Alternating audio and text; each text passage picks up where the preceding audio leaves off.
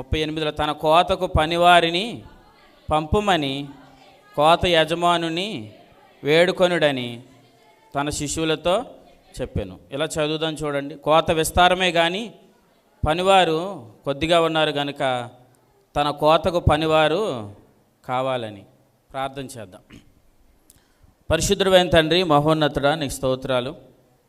మీరు ప్రేమించి మాకు ఇచ్చిన ఈ యొక్క కృపానగర్ సమావేశాలను బట్టి మీకు స్తోత్రాలయ్యా. ప్రారంభించిన నాటి నుండి కూడా మీ కృపను మాకు తోడుగా ఉంచి మీ సేవకులు నిలబెట్టుకొని మీరు అందిస్తూ వచ్చిన ప్రతి సంగతిని బట్టి మీకు స్తోత్రాలు చెల్లిస్తున్నాను. ఈ మధ్యాహ్నం కాలపు సమయంలో నిలబడటకు ప్రభా మీరు మాకు ఇచ్చిన గొప్ప సమయాన్ని బట్టి మీకు స్తోత్రాలు. మా జీవము, మా రక్షకుడు, మా ప్రధాన యాజకుడు అయిన యేసుక్రీస్తు ప్రభుల వారు గూర్చిన సంగతులు మాకు అందరికీ వినిపించండి. తేటగా స్పష్టముగా మేమందరం నేర్చుకున్నట్టుకు సహాయం చేయండి. మా పని ఏంటో నాయన మీరు మాట్లాడారు. పని కొరకు, పనివారిని కొరకు మీరు ఎదురు చూస్తున్నారు. అనేకులని కడవరి దినాల్లో మీరు లేపుతున్నందుకు మీకు స్తోత్రాలు.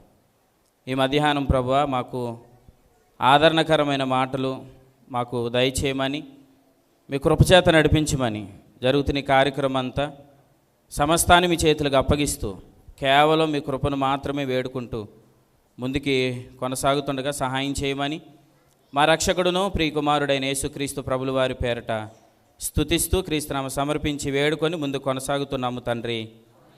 ఆమెన్.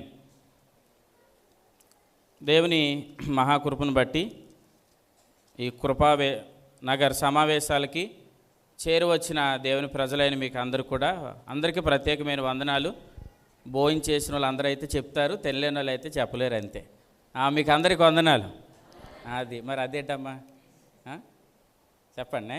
రైట్, మంచోళ్ళు మీరు. ఎందుకంటే నేను ఎంత ఆనందించానంటే అసలు ఎన్ని వందల కిలోమీటర్లు బయలుదేరి పిల్లలు తీసుకొని నడవలేని వృద్ధులు ఎంత దూర ప్రయాణం చేసి స్థలానికి వచ్చారంటే మనం ప్రతిరోజు దేవుని వాక్యం ద్వారా ఎంత ఆదరించబడుతున్నామో అన్న సత్యం నిజంగా మనందరికీ అర్థమైంది. దేవునికి స్తోత్రం. కాబట్టి దేవుని వాక్యం వినడానికి మాత్రమే మనం వచ్చాం. ఇక్కడ వస్తే 500 ఇస్తామని చెప్పిన వాళ్ళు ఎవరు లేరు, వస్తే దుప్పట్లు ఇస్తామని చెప్పిన వాళ్ళు ఎవరు కూడా లేరు. కేవలం వాక్యాన్ని ప్రేమించి ప్రభు మాతో ఏం మాట్లాడతాడు అని ఆశతో మనం వచ్చాం.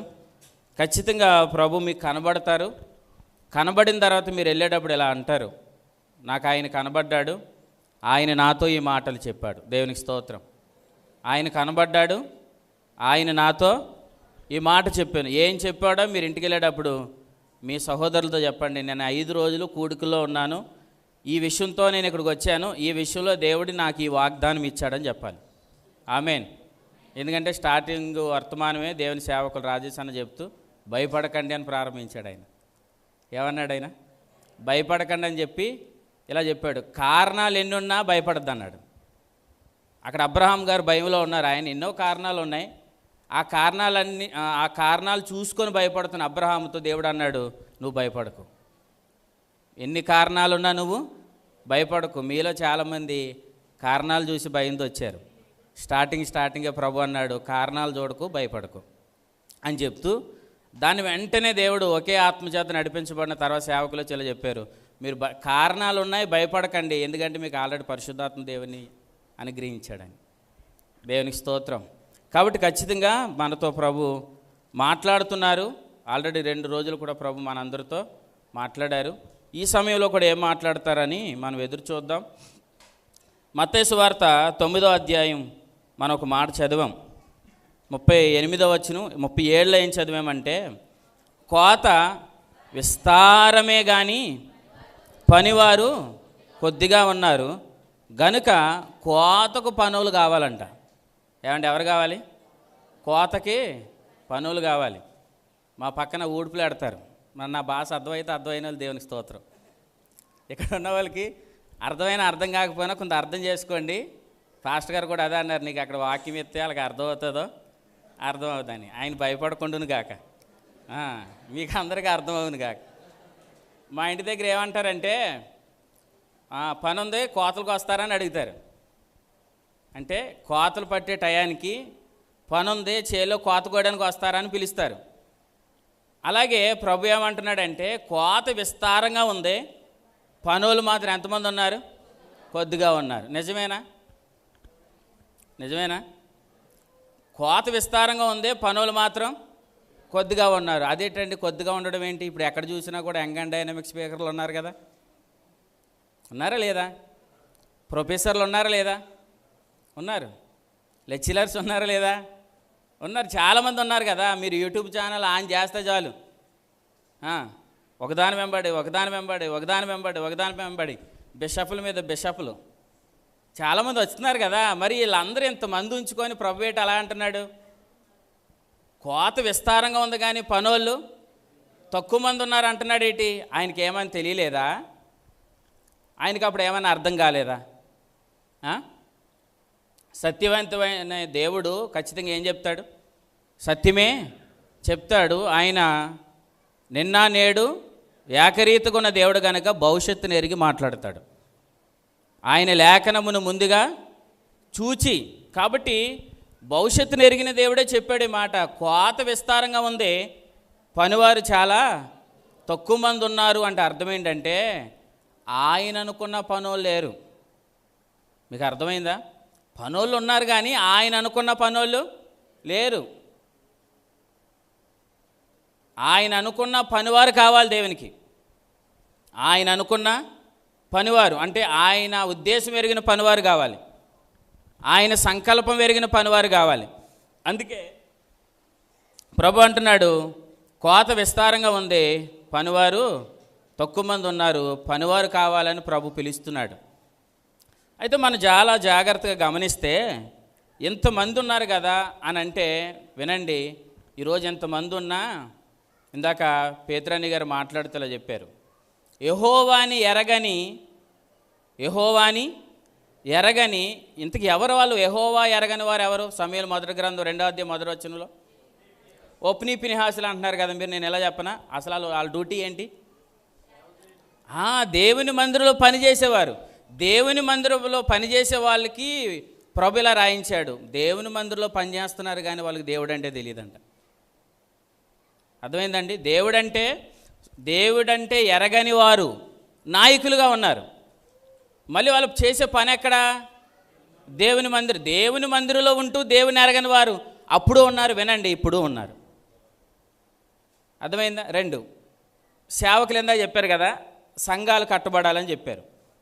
ఇప్పుడు వాస్తవానికి సంఘంలో ఎవరు ఉండాలి? ప్రభు అయినా యేసుక్రీస్తు ఉండాలి. కానీ ప్రకటన గ్రంథంలో లవోదిక సంఘంలో ఎవరు లేరు? ప్రభు లేడు. చెప్పాలి, లవోదిక సంఘంలో ఎవరు లేరు? ప్రభు లేడు. అంటే ప్రభు లేని సంఘాలు కూడా, ప్రభు లేని సంఘాలు ఉన్నాయి. దేవుని ఉద్దేశాన్ని ఎరగని నాయకులు ఉన్నారు. వీళ్ళ వల్ల నష్టపోయేది ఎవరండి? వెంబడించే వాళ్ళందరూ నష్టపోతారు. వీళ్ళని అనుసరించే వాళ్ళందరూ నష్టపోతారు. మరి వీళ్ళని ఎంతమంది అనుసరిస్తున్నారు ఎటువంటి వారిని అని అంటే, మీరు చాలామంది ఇలా అనుకుంటారు. ఏమనుకుంటారంటే ఇతను నిజంగా యథార్థంగా సేవ చేసేవాడు కాకపోతే, ఇతను దేవుని సంకల్పం ఎరిగినవాడు కాకపోతే ఇతనికి ఎంతమంది సబ్స్క్రైబర్లు ఎలా వస్తారని అంటారు. మీరు అంతేనా? ఏమనుకుంటారు? అదే అండి, యూట్యూబ్ ఛానల్లో ఉంటుంది కదా, ఎంతమంది లక్షల మంది ఉన్నారంటే ఖచ్చితంగా ఇతను చాలా పెద్ద బోధకుడు అని అనుకుంటారు. ఇతనికి 10 లక్షల మంది ఉన్నారు ఫాలోవర్సు, ఇతనికి 5 లక్షల మంది ఉన్నారు అని అంటే ఖచ్చితంగా ఇతను చాలా పెద్ద బోధకుడు, ఇతనికి చాలా తెలుసు అని అనుకుంటారు. కానీ వినండి, వెనకాల వెంబడించే వారిని చూసి ఇతనికి అన్నీ తెలుసు అని అనుకోవడం బుద్ధిహీనం. వెనకాల ఇంతమంది సైన్యం ఉంది, ఇంత బలం ఉంది, ఇతను నడిచి వస్తే సూట్ వేసుకొని వస్తున్నాడు, ఇతను దిగితే పెద్ద కారు మీద దిగుతున్నాడు, అవసరమైతే హెలికాప్టర్ కూడా వేసుకొని మన మధ్యలోనికి వస్తున్నాడు అని అంటే ఈయనకి చాలా తెలుసు అని అనుకుంటున్నారు ఈరోజు చాలామంది. కానీ వినండి, వారికి ఏమీ తెలియదు. మరి వారు బోధించడం లేదా? కానీ వారి కోసం ఇలా చెప్పాడు. ఇర్మియా గ్రంథానికి ఒక మాట చూడండి. ఇర్మియా గ్రంథము 23వ అధ్యాయంలో, ఇర్మియా గ్రంథం 23వ అధ్యాయం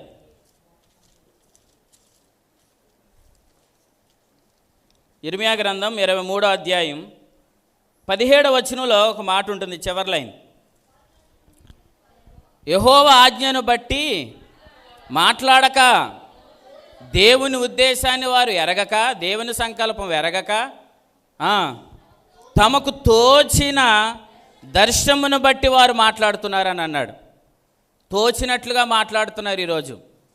మనకు తెలిసిన మాట ప్రకారం అయితే తిమోతి మొదటి పత్రిక 1వ అధ్యాయంలో వారు గ్రహింపు లేకుండా మాట్లాడుతున్నారు అని అన్నాడు. గ్రహింపు లేకుండా మాట్లాడుతున్నారు, తోచినట్లుగా మాట్లాడుతున్నారు. మరి ఎంతమంది వెంబడిస్తున్నారు?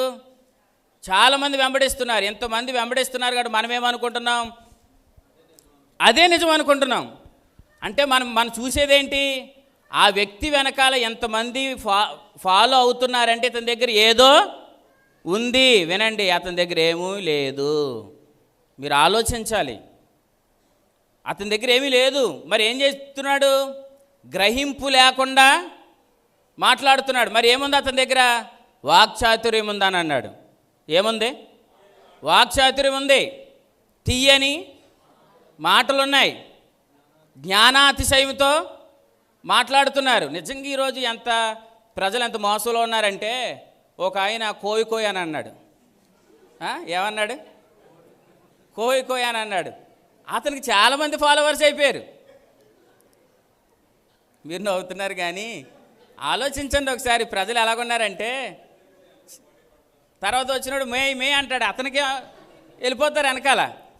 అంటే ఈరోజు చాలామంది పలానా ఆయన నెంబర్ ఎక్కడ దొరుకుతాడండి ఆయన, ఎందుకండి ఈసారి కానీ ఆయన కానీ పిలిస్తే చాలామంది జనం వచ్చేస్తారండి. ఎవరిని పిలవాలి ఇప్పుడు? బాబా, ఆయన పిలిస్తే చాలామంది. అంటే ఇప్పుడు వీళ్ళ ఉద్దేశం ఏంటి? ఇతను వస్తే ఖచ్చితంగా చాలామంది జనం వస్తారు. చాలామంది జనం వచ్చారు, ఖచ్చితంగా మీటింగ్ ఏమైపోయినట్టు. అది అంటే జనాలు ఏం చూసుకుంటున్నారు? జనం వస్తే సక్సెస్ అవునట్టు అంట. ఎంత ఎర్రుబాగోలండి, ఎంత మాయలోకి వెళ్ళిపోయారండి. జనం కాదండి, మనం దేవుని సన్నిధికి వచ్చినప్పుడు మనతో ప్రభు మాట్లాడాలండి. మనతో ఎవరు మాట్లాడాలి? ప్రభు మాట్లాడాడు. నేను సభకి వెళ్ళాను, నేను మీటింగ్కి వెళ్ళాను, నాతో ప్రభు మాట్లాడాడు అనాలి. మీరు ఎవరినైనా అడగండి, మీటింగ్కి వెళ్ళారు కదా, మీతో ఏమైనా ప్రభు మాట్లాడాడంటే వాళ్ళు ఏమంటారు? వెళ్ళడం వెళ్ళాం కానీ అబ్బా ఏం సాంబార్ అండి, అక్కడ ఏం వండారండి, కూరలో వండేది వండుతుంటే అయిపోతుంటే వండేది వండుతుంటే వీళ్ళ ఉద్దేశం ఏంటి?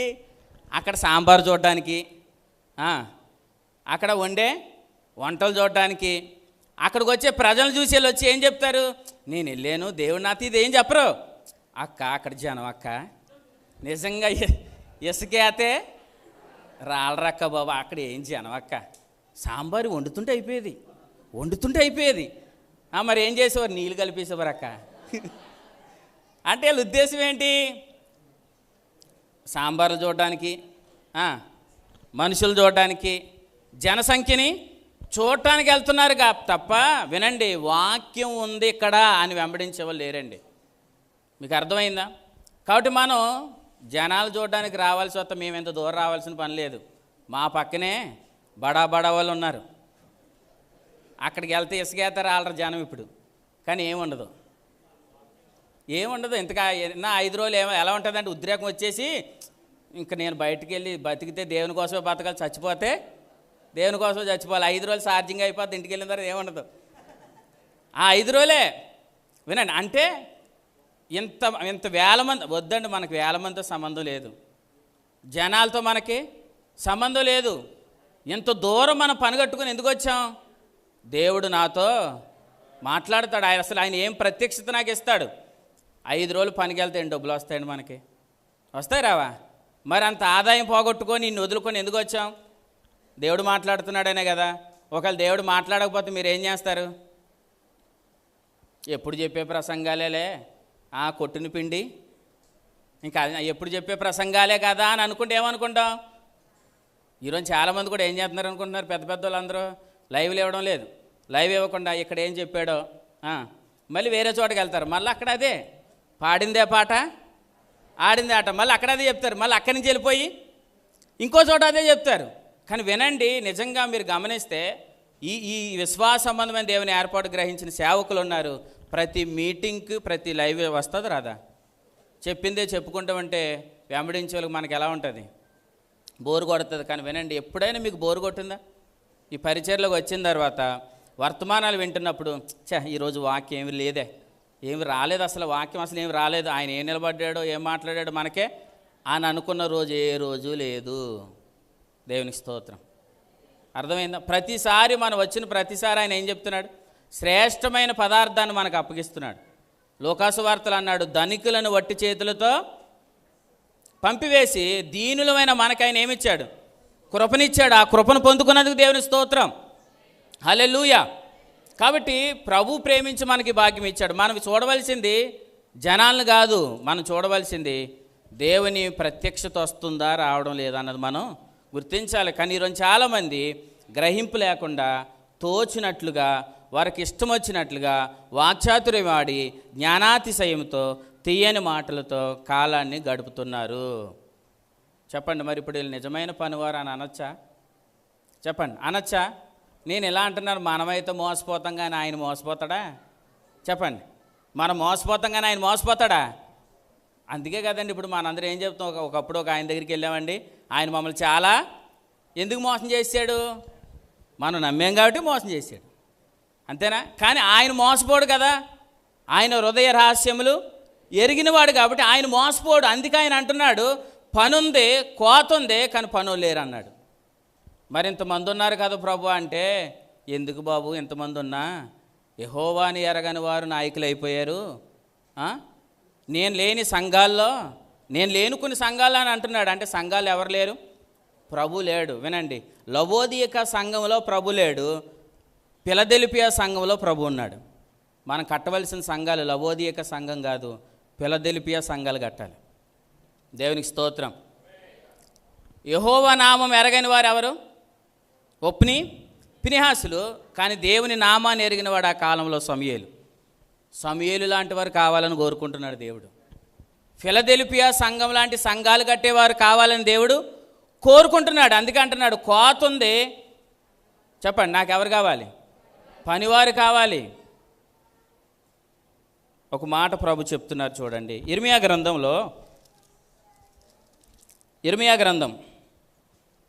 12వ అధ్యాయం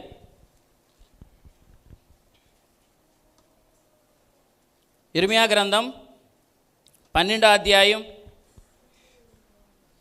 10వ వచనం చూడండి. కోత కోసేవారండి బాబెల్లో. కాపర్లు అనేకులు నా ద్రాక్ష తోటలను చెరిపివేసి ఉన్నారు, నా సొత్తును త్రొక్కివేసి ఉన్నారు, నాకిష్టమైన పొలమును పాడుగాను ఎడారిగాను. ఏంటి మాట ప్రభు ఆనందంతో చెప్తున్నాడు అంటారా, బాధతో చెప్తున్నాడు అంటారా? ఎంత బాధ ఉంటుందో చెప్పండి మీరు. మీ కడుపును పుట్టిన పిల్లలు ఎవరితోనో సహవాసం చేసి వాడు చెడిపోతున్నప్పుడు అదే బాధ మీరు ఇతర వాళ్ళకి చెప్తున్నప్పుడు ఎలా చెప్తారు చెప్పండి? ఎంత బాధతో చెప్తామండి అని ప్రభు చెప్తున్నాడు అన్నమాట. ఎంత బాధపడుతున్నాడు ఆయన. కాపర్లు అనేకులు నా ద్రాక్ష తోటను చెరిపేసి ఉన్నారు, నా సొత్తును త్రొక్కివేసి ఉన్నారు, నాకు ఇష్టమైన పొలమును పాడుగాను ఎడారిగాను చేసి ఉన్నారు. వారు దాన్ని పాడు చేయగా అది పాడై అది పాడవగా అది నన్ను చూసి ఏం చేస్తుంది? దుఃఖిస్తుంది. దేని గూర్చి? పొలము గూర్చి, ద్రాక్ష తోట గూర్చి, సంఘము గూర్చి. చింతించువాడు ఒక్కడు లేడు. సంఘము కొరకు చింతించేవాడు ఒక్కడు లేడు. ద్రాక్ష తోటను తొక్కేశారు, ఆయన పొలమును పాడు చేసేశారు, సంఘాలను పాడు చేసేశారు. ఎవరికి నచ్చిన పద్ధతులు వారు మానవులు కల్పించిన పద్ధతులనే దేవోపదేశాలుగా ఉపదేశిస్తూ మనుషులందరినీ ఈరోజు ఒక వ్యర్థమైన ఆరాధనలోనికి తీసుకొని వెళ్ళిపోయారు. దేవుని శక్తిని అనుభవించకుండా పాడు చేసేశారు. విశ్వాస మూలంగా జీవించి అనుభవంలోని తీసుకొని వెళ్లకుండా ఈరోజు ప్రతి విశ్వాసి స్వనీతి మీద ఆధారపడి జీవించేటట్లుగా నడిపించేశారు. మరి సంఘాలు పాడైపోవడం కాదా ఇది? ద్రాక్ష తోటలు త్రొక్కివేయడం కాదా? పొలం పాడైపోవడం కాదా? ఆయన అంటున్నాడు కనీసం ఒక్కడికి కూడా చింతలేదు, ఒక్కడికి కూడా చింతలేదు అంటున్నాడు. కానీ వినండి, ఇప్పుడు ప్రభు అనాలి, కరీంనగర్ మీటింగ్స్లో ఒక్కడున్నాడు దీని పట్ల చింత కలిగిన వాడు. దేవునికి స్తోత్రం. ఆడు నువ్వు అవును గాక. సంఘముల పట్ల చింత కలిగిన వాడు ఒకడును లేడు అని అన్నాడా? కానీ ఇదే మాట పౌలు గారు 2 కొరింథీ 11వ అధ్యాయంలో ఏమన్నారు చూడండి. మరలా ఇక్కడికి వద్దాం. ఆయన ఏమన్నారు చూడండి. ప్రభు అంటున్నాడు సంఘము పట్ల చింత కలిగిన వాడు ఒక్కడునూ లేడు అని ప్రభు అంటుంటే, ఈ మాట విన్న పౌలు గారు ఏమంటున్నారు చూడండి. కొరింథీ 2వ పత్రిక 11వ అధ్యాయం 27వ వచనం. 27 చదువుతారా? ప్రయాసతోనూ కష్టముతోనూ తరచుగా జాగరములతోనూ ఆకలి దప్పుకలతోనూ తరచుగా ఉపవాసములతోనూ చలితోనూ దిగరంబరత్వముతోనూ ఉంటిని. ఇంకా అయిపోలేదు, ఇంకా చెప్పవలసినవి చాలా ఉన్నాయి అని చెప్పి, ఇవియుగాక సంఘములన్నిటినీ గూర్చిన చింత నాకుందే. దేవునికి స్తోత్రం. ప్రభు ఏమన్నాడు? చింత కలిగిన వాడు ఒక్కడు లేడు, చింత కలిగిన వాడు లేడు అని అనగానే పౌలు గారు అంటున్నారు, నాకన్నిటికంటే సంఘము మీద నాకు చింత ఉంది. సంఘాలు పాడైపోతున్నాయి, సంఘాలు బాగు చేయాలన్న చింత నాకు ఉంది. ద్రాక్ష తోటను తొక్కివేసేశారు, దాన్ని బాగు చేయాలన్న చింత నాకు ఉంది. మీరు బాగా వినండి, ఈ వర్తమానాలు ఏవైతే వస్తున్నాయి ఇవన్నీ సంఘానికి వేరుగా జీవింపజేసే పరిచర్య కాదు. ఇది సంఘాలు కట్టడానికి ప్రభు వాడుకుంటాడు ఒక పాత్రలుగా. దేవునికి స్తోత్రం. అర్థమైందా? సంఘాలు కట్టడానికే దేవుడు మనల్ని పిలిచాడు ఇక్కడికి. ఏదో రక్షణ ఇచ్చి నీతిమంతులుగా తీర్చి వదిలేయడానికి కాదు, మన ద్వారా దేవునికి ఒక పని ఉంది. సామెతల గ్రంథం 16వ అధ్యాయంలో అంటాడు, ప్రతి వస్తువు ఒక పని నిమిత్తం సృజించబడింది అని అంటాడు. ప్రతి వస్తువు ఒక పని నిమిత్తం సృజించబడింది. నిన్ను కూడా ప్రభు ఎందుకు పిలిచాడు తెలుసా? ఇప్పుడు పాడైపోతున్న ద్రాక్ష తోటలను బాగు చేయాలి, పాడవుతున్న సంఘాలను మనం తిరిగి కట్టాలి. కట్టడానికే ప్రభు ఈ కడవరి దినాల్లో నిన్ను పిలుచుకున్నాడు, నిన్ను ఏర్పాటులోకి తీసుకొచ్చాడు, ఏర్పాటు ద్వారా నీకు మర్మమును వెల్లడి చేశాడు. ఇప్పుడు ప్రభు పిలుస్తున్నాడు, రా నా పనికి రా. పాడైపోయింది సంఘం, ఈ సంఘాలను బాగు చేసే వారిలో నిన్ను వాడుకుంటానంటున్నాడు ప్రభు. ఒప్ని పినిహాసులు నాయకులుగా ఉన్నారు. ఆ కాలంలో ప్రజలందరూ ఏమయ్యారంట? యెహోవా మందిరం పట్ల వారికి ఏం పుట్టింది? అసహ్యం పుట్టింది. అసహ్యం, విరక్తి పుట్టింది. అంటే వాళ్ళ నాయకులు చేసిన పనికి వారు మందిరాన్ని ఏం చేశారు చెప్పండి? ఏం చేశారు? వదిలేశారు. అటువంటి దినాల్లో మనం ఉన్నాం. సంఘానికి విలువ ఇవ్వలేని రోజుల్లో మనం ఉన్నాం. ఈరోజు సంఘమాన్ని అనకుండా చాలామంది ఏమంటున్నారు తెలుసా? కళాశాల అంటున్నారు, పాఠశాలలు అంటున్నారు, యూనివర్సిటీలు అంటున్నారు. వీళ్ళు బాధ అంటే ఏంటి? సంఘం అనలేరు వాళ్ళు. ఎందుకంటే వాళ్ళకి సంఘాల మీద ఏం లేదు, చింత లేదు, బాధ లేదు. అసలు ప్రభు స్థాపించిన, క్రీస్తు తన రక్తం చేత స్థాపించబడిన, సంపాదించిన, స్వరక్తమిచ్చి సంపాదించింది సంఘము అని మనం ఖచ్చితంగా గ్రహిస్తే, ఆ సంఘం పాడవుతే మనం తట్టుకోలేమండి. సంఘాలు పాడవుతుంటే మనం ఏం చేయలేం? తట్టుకోలేం. అంత ఎందుకండి? ఇంత దూరం వచ్చారా? ఎవరైనా వాక్యం వినకుండా బయట తిరుగుతుంటే మీకు ఏమనిపిస్తుంది చెప్పండి? ఒరే ఇంత దూరం ఎందుకు వచ్చారో, నువ్వెంత కష్టపడి ఇన్ని డబ్బులు ఖర్చు పెట్టి వచ్చావు, వాక్యం వినకుండా ఇలా తిరుగుతున్నావు ఏంట్రా నన్ను చూసి బాధపడరా? మరి అలాంటప్పుడు సంఘాలు పాడైపోతున్నప్పుడు మనకి ఏం కలగాలి చెప్పండి? చింత కలగాలి లేదా? బాధ కలగాలి లేదా? అందుకే ప్రభు అంటున్నాడు, ఒక్కడునూ లేడు చింత కలిగిన వాడంటే. ఆ కాలంలో పౌలు గారు కనబడ్డారు. వినండి, దేవుడు మనల్ని కూడా అటువంటి చింత చూడాలనుకుంటున్నాడు. మనలో నశించిపోతున్న వారిని చూస్తున్నప్పుడు మనకేం కలగాలి? చింత కలగాలి. సంఘాలు పాడైపోతున్నప్పుడు వారిని చూస్తున్నప్పుడు మనకేం కలగాలి? చింత కలగాలి. ఎందుకంటే మందిరము పాడైపోతే వినండి, దేశానికి, కుటుంబాలకు, వ్యక్తిగతంగా నష్టపోతారు. ఒక కాపరి సరైన వాడు కాకపోతే, ఒక నాయకుడు సరైన వాడు కాకపోతే, ఒక ఉపదేశకుడు సరైన వాడు కాకపోతే పోయిందిలేండి అని అనుకోకండి సుమా. దేశం నష్టపోతుందని చెప్పాడు. 2, కుటుంబాలు నష్టపోతాయని చెప్పాడు. 3, వ్యక్తిగతంగా ప్రతి వ్యక్తి నష్టపోతాడని చెప్పాడు. చూడండి ఆ 3 విషయాలు. ఇర్మియా గ్రంథం ఇర్మియా గ్రంథం 12వ అధ్యాయం. ఇర్మియా గ్రంథం 12వ అధ్యాయం. ఇర్మియా గ్రంథం 12వ అధ్యాయం. ఇందాక ఎక్కడ ఆగాం మనం? 12 దగ్గర బ్రేక్ ఆడిని చూడండి. వారు పాడు చేయగా అది పాడైనని చూసి దుఃఖించుచున్నది, దాని గురించి చింతించేవాడు ఒకడును లేడు. కాబట్టి ఇప్పుడు ఏం జరిగింది?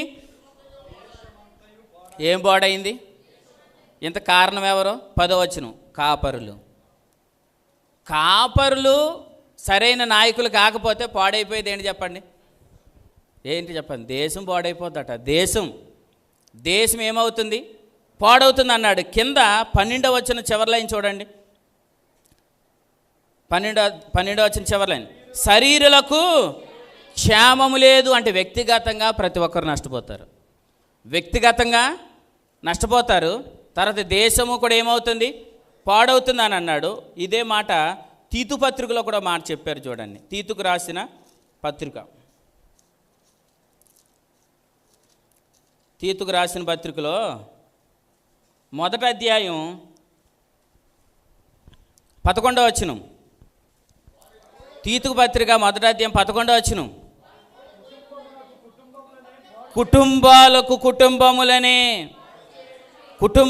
కుటుంబాలే పాడైపోతున్నాయి అని అన్నాడు. చూసారా? అంటే వ్యక్తిగతంగా నష్టపోతున్నారంట. 2, కుటుంబాలు పాడైపోతున్నాయి అన్నాడు. 3, దేశం పాడైపోతుంది. నా దేశం అంటే నాకు చాలా ఇష్టమండి అని అంటే, నా కుటుంబం అంటే నాకు చాలా ఇష్టమండి అని అంటే, వినండి, అటువంటి మాయలో ఎవరు పడిపోకుండా వారిని మీరే తప్పించాలి. అర్థమైందండి? మీ కుటుంబం పట్ల మీకు చింత ఉంటే ఖచ్చితంగా మీ కుటుంబాన్ని మీరు ఏం చేసుకుంటారు? ఏం చేస్తారు చెప్పండి? అలా విడిచిపెడతారా? ఖచ్చితంగా విడిచిపెట్టరు. మీ కుటుంబాలను ఖచ్చితంగా మీరు ఏర్పాటులోనికి నడిపించుకుంటారు. అంటే మీకు ఏమీ లేదు. కొంతమంది ఏమనుకుంటారంటే, నేను ఎలాగే వింటున్నానండి, మా భార్య వినకపోయినా పర్వాలేదండి అని అనుకుంటారు కొంతమంది. అలా అనుకుంటే నష్టమేంటి చెప్పనా? నీ భార్య నీకు ఒకరోజు ముళ్ళు అయిపోద్ది. భార్య దొరకటం చెప్పండి మేలు కాదండి బాబు, మేలు అని అన్నాడు ప్రభు. కానీ అదే మేలు ఏమవుతుంది చెప్పండి? ఇప్పుడు మేక అయిపోద్ది, ముళ్ళు అయిపోద్ది. ఎందుకు అనుకుంటున్నారు? ఆమె వాక్యం వినకపోతే శరీరాన్ని బట్టి ప్రవర్తిస్తుంది. శరీరాన్ని బట్టి ప్రవర్తిస్తే ఇస్మాయేలు ఏమయ్యాడు? వాగ్దానం బట్టి పుట్టిన వారిని ఏం చేశాడు? గుచ్చాడా లేదా? అంటే శరీరాన్ని బట్టి ప్రవర్తించే భార్య అయినా, శరీరాన్ని బట్టి ప్రవర్తించే భర్త అయినా, శరీరాన్ని బట్టి ప్రవర్తించే పిల్లలైనా వినండి, ఒకరోజు మీకు ఖచ్చితంగా మీకు ముళ్ళు అవుతారు. నేను ఒక్కనే వింటున్నాను కదా అనుకోకండి. దయచేసి మీ కుటుంబాన్ని కూడా ఈ ఏర్పాటులోనికి నడిపించుకోండి. అటు కృప దేవుడు మీకు అనుగ్రహించిన గాక. అర్థమైందండి? ఏమండి వాళ్ళని ఎందుకు తీసుకురాలేదంటే, తీరా వాళ్ళని తీసుకొచ్చేస్తానండి, మా ఎవరైనా ముసలోడు పోతారు, ఆరండి బాబు ఎవరు రారు? వాళ్ళను కూడా మాతో పాటు వచ్చామంటే మా ఇంట్లో ఏదైనా జరిగితే ఎవరు రారు? ప్రజలు రారండి అని భయపడుతున్నారు చాలామంది. అటువంటిది ఏం పెట్టుకోకండి. ఎందుకంటే ఎవరు లేని వాళ్ళకి ఎవరు దిక్కు? దేవుడే దిక్కు. ఆ సమయానికి ఎవరిని పంపించాలి? ఆయనే పంపిస్తాడు. నువ్వు ఎందుకు మోసపోతున్నావు అలాగా? ఎవరు రారేమో, మా ఆవిడేమో అక్కడికి వెళ్ళినా పర్వాలేదండి, నేను ఎక్కడికి వెళ్ళినా పర్వాలేదండి, మా పిల్లల్నేమో అక్కడ పంపిస్తున్నానండి, నేనేమో ఎక్కడికి వస్తున్నానండి. అంటే అర్థం ఏంటి? ఆ వాడ వదలో ఈ వాడ వదలు, 2 పడవల మీద అడిగేస్తే ప్రయాణం ఏమవుతుంది? అందుకే నువ్వు ముందుకెళ్ళవు. అర్థమైందా? కాబట్టి ఈరోజు వ్యక్తిగతంగాను కుటుంబాలు, దేశం పాడైపోవడానికి కారణం ఏంటి? బోధ అండి, బోధ. సంఘాలు పాడవుతున్నాయి. కాపర్ల చేత సంఘములు ఏమవుతున్నాయి? పాడైపోతున్నాయి. ఆ పాడవుతున్న సంఘాలను చూసి మనకి చింత కలగాలి. అందుకే ప్రభు ఇర్మియా గ్రంథంలో ఒక మాట అన్నాడు చూడండి. చివరిగా అక్కడ ఒక మాట చూపించి నేను ముందుకు వస్తాను. ఇర్మియా గ్రంథము 12వ అధ్యాయం పై లైన్లో ఆయన మందిరమును విడిచిపెట్టి వచ్చేసాడని ఉంటుంది చూడండి. ఇర్మియా గ్రంథం 12వ అధ్యాయం 7వ వచనంలో ఏమని చూడండి. నా మందిరమును నేను విడిచి ఉన్నాను. చాలండి. ఆయన ఏం వదిలేశాడు? నా నామ మహిమ కొరకు మీరు నాకు ఒక మందిరమును కట్టమని చెప్పాడు లేదా? అప్పుడు ఒక మందిరమును కట్టండి, నేను మీ మధ్యలో నివాసం చేస్తానని చెప్పాడు నిర్గమకాండంలో. మీ మధ్యలో నేను నివాసం చేస్తాను, నాకు ఒక మందిరం కట్టండి అన్న ఆయన ఇప్పుడు అంటున్నాడు మందిరాన్ని వదిలేశాడంట. ఎందుకో వదిలేసావు ప్రభు అని అంటే 10వ వచనం అంటున్నాడు,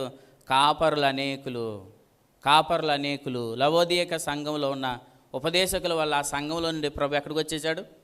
బయటకు వచ్చేసాడు. బయటకు వచ్చి ఇప్పుడు ఏం చేస్తున్నాడు? తలుపు యొద్ద నుండి ఆయన తట్టుచున్నాడు. ఎవరైనా తీయండి. తలుపు తీసిన ఎడల నేను లోపలికి వస్తాను. ఆ తలుపు తీసేవాడు నువ్వే. నిన్నే కావాలంటున్నాడు ప్రభు.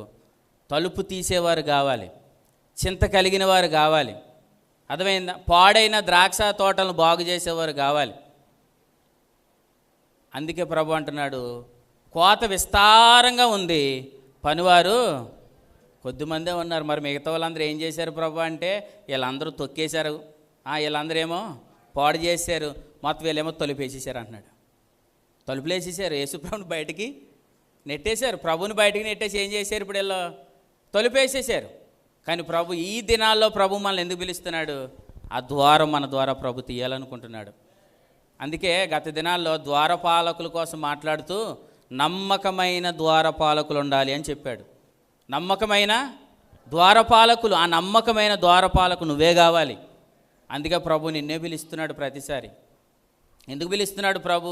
ఈ చివరి దినాల్లో కోత విస్తారంగా ఉంది, పనివారు కొంచెముగా ఉన్నారు. అందుకే నిన్ను ప్రభు పిలుస్తున్నాడు.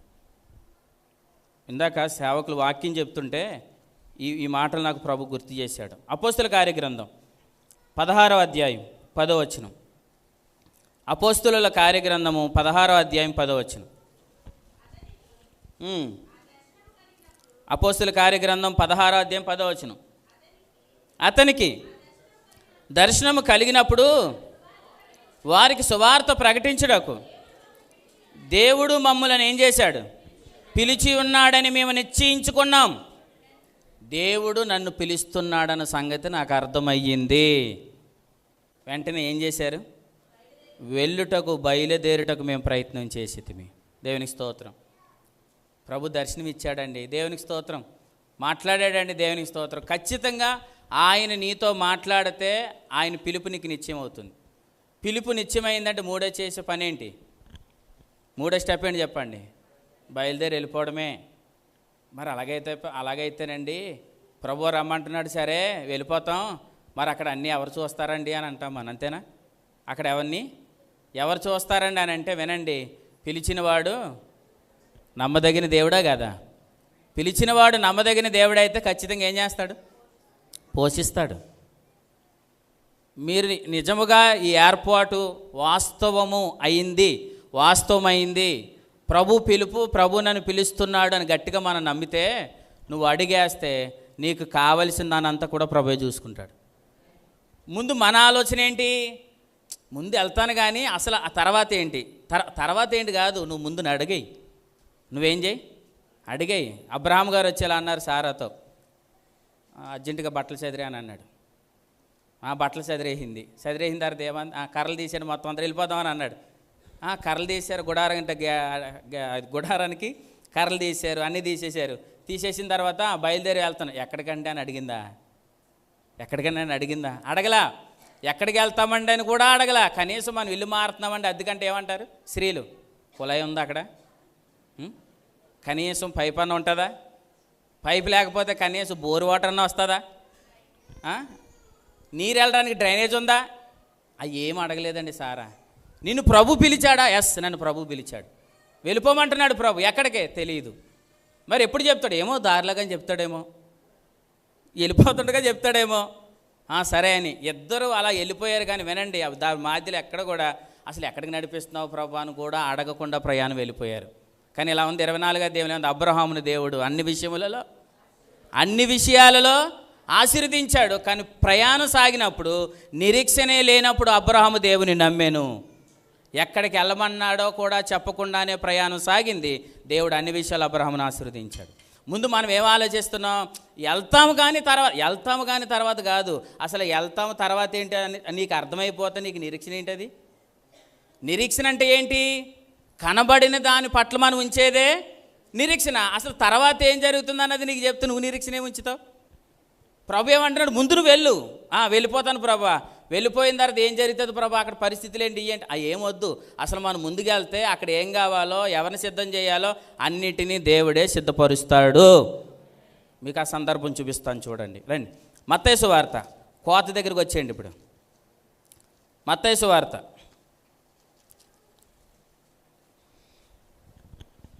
మత్తయి సువార్త 9వ అధ్యాయం.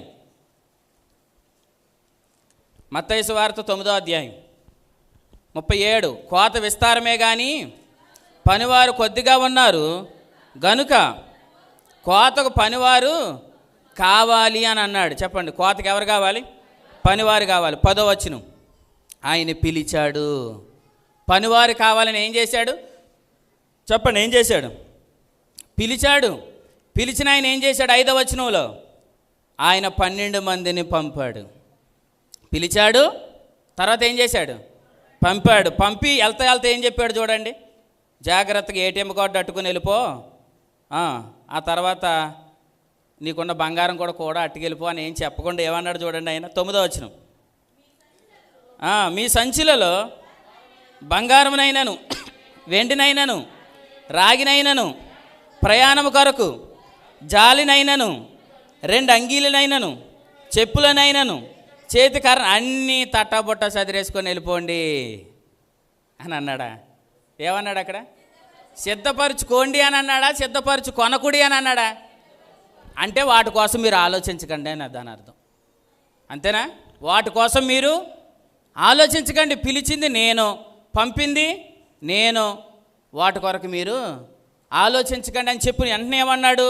పనివాడు తన ఆహారమునకు పాత్రుడు, దాన్ని చూసుకునేది నేను. ఏం తినాలి, టయానికి నీకేం పెట్టాలి, నీకు ఏమి ఇవ్వాలి అన్నీ చూసుకునేది నేను. ఎక్కడికి వెళ్ళాలో చెప్పేది కూడా ఆయనే. వెళ్తే మనల్ని ఎవరు చేర్చుకోవాలో కూడా నిర్ణయించేది కూడా ఆయనే. మీరు అలా కిందకి చదవండి, 40వ వచనం. అది చెబుతూ 40వ వచనం ఏమంటున్నాడు చూడండి. మిమ్ములను చేర్చుకొనివాడు అంటే అర్థం ఏంటి? మిమ్మల్ని చేర్చుకునేటట్లుగా నేను చేస్తాను. ఎవరింటికాడ మీరు బస చేయాలో వారిని నేను సిద్ధపరుస్తాను. అర్థమైందా? ఎవరింటికాడ మీరు ఆ రోజు నివాసం చేయాలో నేను సిద్ధపరుస్తాను. పనివాడు ఆహారానికి పాత్రుడు. ఖచ్చితంగా మీకు ఏ ఆహారం పెట్టాలో నాకు తెలుసు. కాబట్టి ముందు మీరు జాలి కోసం, డబ్బుల కోసం, దీనికోసం ఆలోచించగా పిలిచాను కాబట్టి, పంపుతున్నాను కాబట్టి బయలుదేరి మీరు వెళ్ళండి. వాటన్నిటి విషయాల్లో నేను చూసుకుంటాను. మిమ్మల్ని ఎవరు చేర్చుకోవాలో నేను సిద్ధపరుస్తానని దేవుడు చెప్పాడు. దేవునికి స్తోత్రం. ఏం చేస్తాడు ఆయన? ఎవరు చేర్చుకోవాలో కూడా దేవుడు మనల్ని, మన కొరకు ఆయన ఏం చేస్తాడు? సిద్ధపరుస్తాడు. ఏలియా ఒక రోజున ప్రవచించిన తర్వాత ఏలియా అక్కడి నుంచి ఏం చేస్తాడు? అహాబు యొద్ద నుండి బయలుదేరి వెళ్ళిపోయాడు. వెళ్ళిపోయిన తర్వాత కరువు వస్తుందన్న సంగతి దేవుడు ఎరిగిన ప్రభు ఏం చెప్పాడు? ఏలియా నువ్వేమీ భయపడకు, సారేపతు ఒక విధవరాల్ని ఆల్రెడీ నేను నీ కొరకు ఏం చేశాను? నియమించాను. ఆ సందర్భం చూడండి ఒకసారి. రాజుల మొదటి గ్రంథం. ఎవరి దగ్గర మనం చేర్చబడాలో అన్నీ కూడా ప్రభువే మన కొరకు సిద్ధపరుస్తాడు అని అనడానికి ఒక మంచి ఆధారం. రాజుల మొదటి గ్రంథం 17వ అధ్యాయం. రాజుల మొదటి గ్రంథం 17వ అధ్యాయం 2వ వచనం. పిమ్మట యెహోవా వాక్కు అతనికి ప్రత్యక్షమై నీవెచ్చట నుండి బయలుదేరు. ఆగండి, నువ్వెచ్చట నుండి బయలుదేరితే ఎక్కడికి వెళ్ళమంటావు ప్రభా? 9వ వచనం. నిన్ను పోషించుటకు అచ్చటనున్న ఒక విధవరాలికి నేను ఏం చేశాను అంటే ఇంకా అప్పటికి ఏలి ఎక్కడ ఉన్నాడు? వెళ్ళిపోయాడా? ఇంకా వెళ్ళలేదా? వెళ్ళలేదు, ఇక్కడే ఉన్నాడు. ఆల్రెడీ అక్కడ వార్త వెళ్ళిపోయింది. అర్థమైందా? అంటే మీరు గమనించండి, నేను ఆల్రెడీ అక్కడ ఒక స్త్రీని నిన్ను పోషించడానికి నేనేం చేశాను? నేను నియమించాను అన్నాడు. అంటే ఆ ఇంటిని ఆల్రెడీ దేవుడు ఏం చేశాడు? ముందుగానే నియమించాడు. అందుకే కొన్ని సందర్భాలు చూడండి, దేవుని సేవకులుగా ఉన్నవారికి అర్థం ఇది. కొంతమంది ఇంటికి దర్శించడానికి వెళ్తే, ఏమండి పాస్టర్ గారు నిజంగా మీకు వందనాలండి, మీకే ఫోన్ చేద్దాం అనుకున్నానండి నేను అంటారు. నేనే మీకు ఫోన్ చేద్దామని అనుకున్నానండి అని అంటారు. సడన్గా వెళ్ళగానే అయ్యి బాబు ఇదేంటండి ఇలా వచ్చారు, ఇప్పుడే అనుకున్నామండి మీకోసం మేము. అంటే దేవుడు ఆల్రెడీ మన కొరకు ముందుగానే ఏం చేస్తాడు, ఆయన సిద్ధపరుస్తాడు. మీరు నమ్మండి, ఇదే సందర్భంలో కాకుల ద్వారా ఆహారం ఎవరికి పంపించాడు? ఏలియాకు పంపించాడా లేదా? తిండిపోతు జంతువుల్లో కల్లా పెద్ద తిండిపోతే ఏ జంతువు, ఏ పక్షి చెప్పాలి? బాగా తిండిపోతే ఏది? కాకి. ఆ కాకికి నోటికిచ్చి పంపించాడంటే నిజంగా ఆయన శక్తి ఎంత గొప్పదో గుర్తించాను. అవునా కదా? అంత కాకి నోటే మాంసం మొక్కని ఎవరికి పంపించాడు? ఏలియాకు పంపించిన వాడు. వినండి, ఏలియా చేసిన పరిచర్య కంటే గొప్ప పరిచర్య అండి మనది. అవునా కదా? ఏలియానే పోషించిన వాడు మనల్ని పోషించలేడా? మనం ఎలా చెప్తాం, ఏమంటే ఆయన ఎర్ర సముద్రాన్ని 2 పాయలుగా చేసేసాడండి. మరి చెప్పినోడివి, మరి నీ ఎదుర్కొంటున్న ఆ సమస్య వచ్చినప్పుడు కూడా ఇది ఇప్పుడు కూడా జరుగుతుందని ఎందుకు నమ్మలేకపోతున్నావు? ఏలియాను పోషించేశాడని. మరి అదే దేవుడు ఇప్పటికి కూడా ఆయన సజీవుడు, నన్ను పోషిస్తాడని ఎందుకు నమ్మలేకపోతున్నావు? కొన్ని సందర్భాల్లో కొన్ని వచనాలు మాట్లాడడానికి వాడేసుకుంటున్నాం, కానీ అది నా జీవితంలోకి వచ్చినప్పుడు కూడా దేవుడు చేస్తాడు. అర్థమైందా? సమస్తాన్ని ఆయన బాగు చేస్తాడని చెప్తున్నాం కదా. మరి అదే విషయం వ్యక్తిగతంగా మన దగ్గరికి వచ్చినప్పుడు కూడా మనం అప్లై చేసుకోవాలి. ఖచ్చితంగా నా విషయంలో కూడా దేవుడు బాగు చేస్తాడు. ఆలోచన చేయండి ఒకసారి. ఏలియాను పోషించిన వాడు మనల్ని కూడా ప్రభు పోషిస్తాడు. నేను ఆల్రెడీ నీ కొరకు ఒక స్త్రీని నేను ఏం చేశాను, నియమించితిని అని అన్నాడా? అని అన్న తర్వాత ఇదే మాట యేసు ప్రభుల వారు చెప్తూ కొత్త నిబంధనలో ఆయన ఏం చెప్పారో చూడండి. లూకాసు వార్త, ఆమెను నియమించాడు. ఇప్పుడు ఏం చెప్పాడు చూడండి. లూకాసు వార్త 4వ అధ్యాయం 26వ వచనం. లూకాసు వార్త 4వ అధ్యాయం 26వ వచనం. ఏలియా దినములయందు 3 ఏండ్ల 6 నెలలు ఆకాశం మూయబడి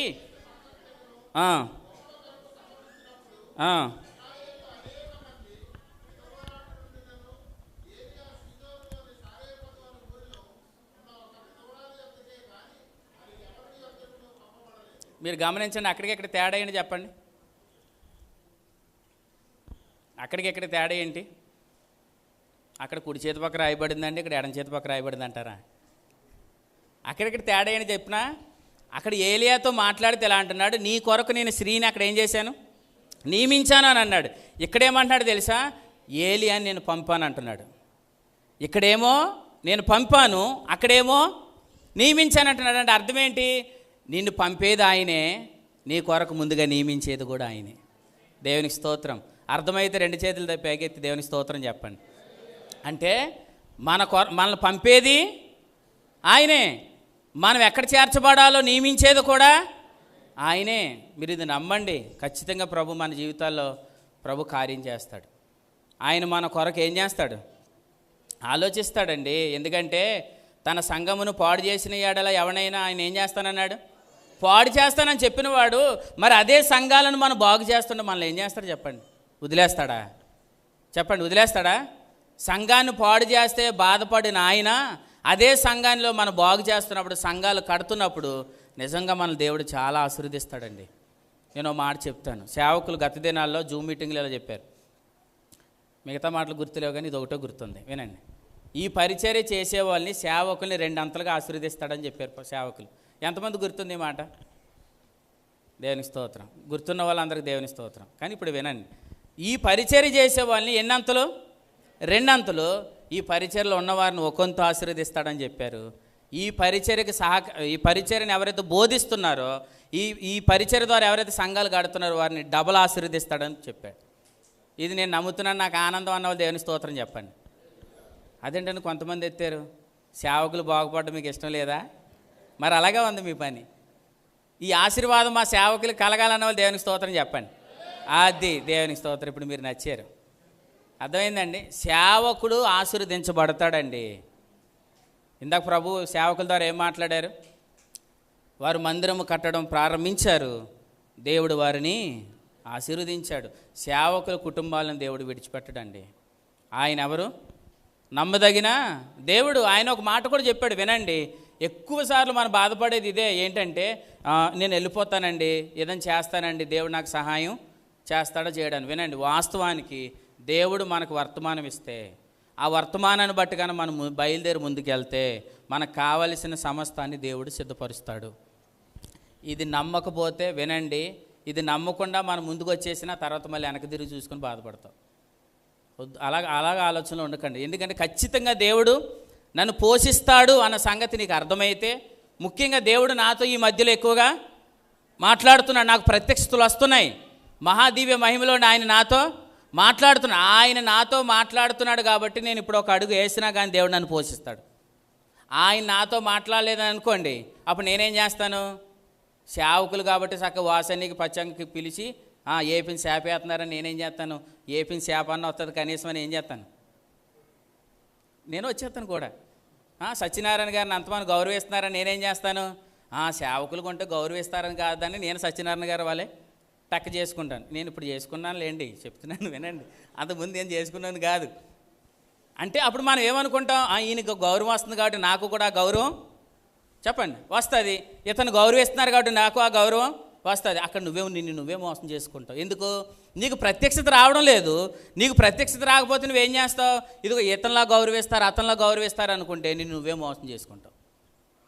అర్థమైందా? నిజంగా నిన్ను ప్రభు పిలిచాడు అన్న విషయం నీకు అర్థమైతే, అది దర్శనం అయితే, 2 అది పిలుపు అయితే, పిలుపు అని నువ్వు నిశ్చయమైతే వెంటనే నువ్వు లేచి ఏం చేస్తావు? బయలుదేరుతావు. దాంట్లో ఇంకా ఆలస్యం ఏమీ లేదు. ప్రభు పిలిచాడు కంటే ఖచ్చితంగా ఆయన సమస్తాన్ని ఆయనే నెరవేరుస్తాడు. పిలిచినవాడు మనుషుడైతే ఏం చేస్తాడు చెప్పండి? పిలిచినవాడు మనుషుడైతే ఏం చేస్తాడు? మధ్యలోనే మన చెయ్యి విడిచిపెడతాడు. అందుకే చాలామంది ఏమంటారు, రే నేను ఉన్నాను, నువ్వేమీ భయపడకరా, నీకు ఎంతున్నా నేను ఉన్నాను, ఏం భయపడకరా అని అంటాడు. అవసరం వచ్చి ఫోన్ చేసామనుకోండి, మీరు ఫోన్ చేస్తున్న నెంబర్ ప్రస్తుతానికి కవరేజ్ ఏరియాలో లేదు అంటే వాళ్ళ ఉద్దేశం ఏంటి? అప్పటి వరకు ఏమంటారు? నేనున్నా తర్వాత ఉండడం. కానీ దేవుడు అలా కాదండి. అర్థమైందా? మీరు గమనించండి, ఆయన నిన్న నేడు రేపు ఏకరీతిగా ఉన్నాడు. ఇలా రాయబడిన తిమోతి 2వ పత్రికలో, మనుషులు నమ్మదగని వారైనను ఆయన నమ్మదగిన దేవుడు. మనుషులు పిలిస్తే వదిలేచ్చేమో కానీ దేవుడు మాత్రం వదలడండి. ఆయన ఖచ్చితంగా మనకు ఆయన కృప అనుగ్రహిస్తాడు. ప్రభు ఒక మాట చెప్పమంటున్నాడు. ఆదికాండానికి రండి ఒకసారి, 24వ అధ్యాయంలో. ఇదేంటండి ఈయనే చెప్పేస్తున్నాడు అనుకోకండి, పాస్టర్ గారు నాకు ఆ రైట్ ఇచ్చేసారు. మీరు చెప్పినని చెప్పండి, మీరు ఏమన్నా వదిలితే నేను చెప్తాను అని అన్నారు. ఒక 5 నిమిషాలు ముగిస్తాను. ఆదికాండం 24వ అధ్యాయం. ఆదికాండం 24వ అధ్యాయం 14 వచనం చదవండి. ఇక్కడ సందర్భం వేరైనా కానీ ఈ మాటను ప్రభు చెప్తున్నారు. కాబట్టి నేను త్రాగునట్లు నీవు దయచేసి నీ కడవ వంచుమని నేను చెప్పగా, నువ్వు త్రాగు, నీ ఒంటెలకు నీళ్ళు పెట్టుదనని ఏ చిన్నది చెప్పునో. దేవుని స్తోత్రం. ఎందుకు ఈ సందర్భంలో ఎవరు కనబడుతున్నారు మనకి? ఎలియాజరు వెళ్ళిన పని ఏంటి? ఇస్సాకు భార్యను తీసుకురావడానికి. ఇస్సాకు భార్య అంటే ఎవరు? సంఘం. అర్థమైందా? సంఘం కొరకు ఆలోచిస్తున్నా లేదా రెబెకా కొరకు ఆలోచిస్తుంది ఎవరు? ఇప్పుడు ఎలియాజరుతో అబ్రహాము చెప్తున్నాడు, నీకు నీళ్ళు పోస్తుంది, 2 నీ ఒంటెలు కూడా నీళ్ళు పోస్తుంది. అంటే అర్థం ఏంటి? నువ్వు ఆయన సంఘం కొరకు ఆలోచిస్తే నిన్ను దేవుడు పోషిస్తాడు. నీ వెనకాల ఉన్న ఒంటెలు అంటే నీ భార్య, నీ పిల్లలు అందరిని కూడా దేవుడు పోషిస్తాడు. అర్థమైందండి? నీకొక్కరికే నీళ్ళు పోస్తాడని అన్నాడా? లేదు, నీకు, నీ ఒంటెలకి, నీకు, నీ పిల్లలకి, నీకు, నీ భార్యకి, వారును కూడా దేవుడు పోషిస్తాడు. అర్థమైందండి? రెబెకా కొరకు ఆలోచిస్తున్న ఎలియాజర్ విషయంలోనే దేవుడు ఇంత కార్యాన్ని చేస్తే, ఇప్పుడు నిజమైన సంఘం, క్రీస్తు సంఘం, ఆ సంఘం కొరకు మనం ఆలోచిస్తున్నప్పుడు నన్ను పోషిస్తాడు. చెప్పండి, నా వెనకాల ఉన్న ఒంటులు అంటే నా మీద ఆధారపడిన వారందరిని కూడా దేవుడు పోషిస్తాడు. నిన్ను దేవుడు పోషిస్తాడు, నీ మీద ఆధారపడి నీ పిల్లలను కూడా దేవుడు పోషిస్తాడు. మనం ఏమనుకుంటామంటే, మరి నేను వస్తానండి, మరి రేపు పొద్దున పిల్లల ఫీజు అండి, ఏమండి పిల్లల్ని ఇచ్చినవాడు పిల్లల్ని ఎలా పోషించాలో కూడా దేవుడే సహాయం చేస్తాడు.